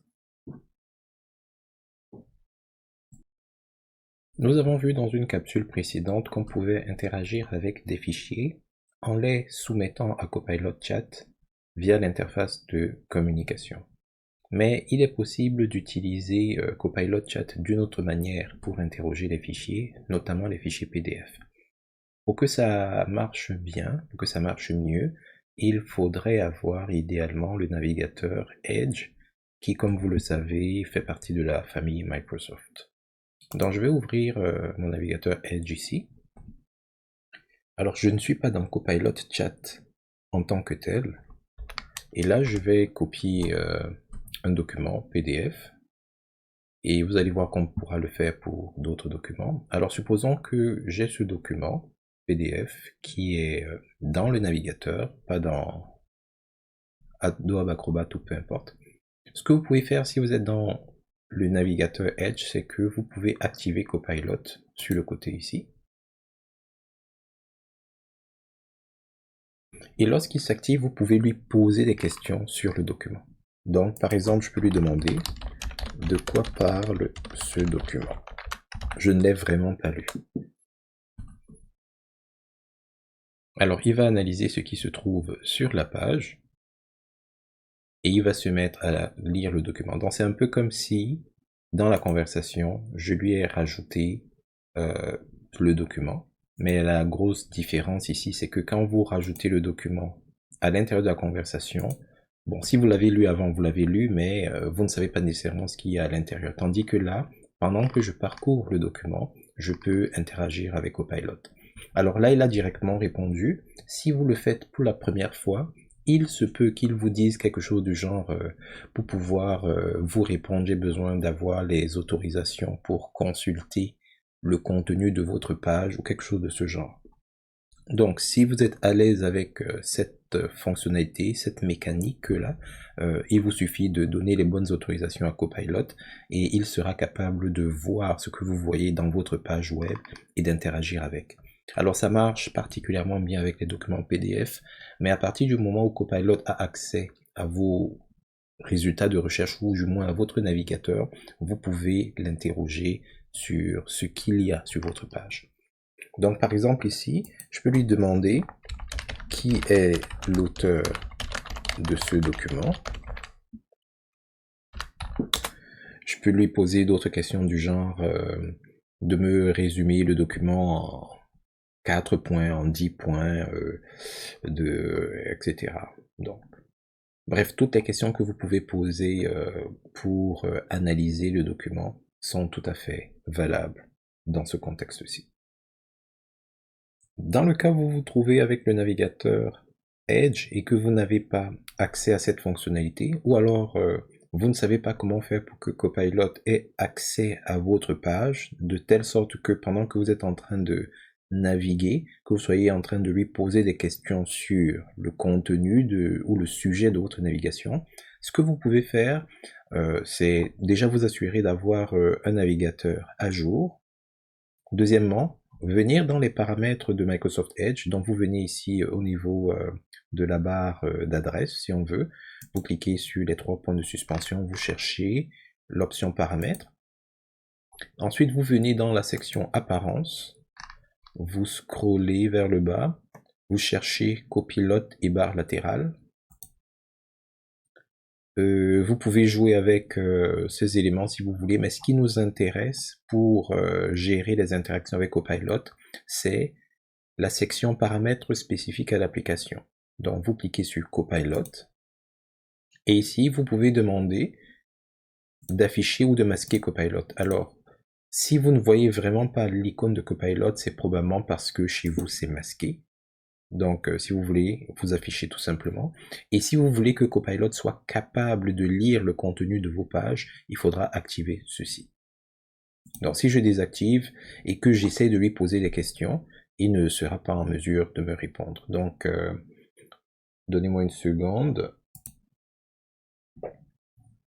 Donc là, par exemple, je vais prendre un autre document.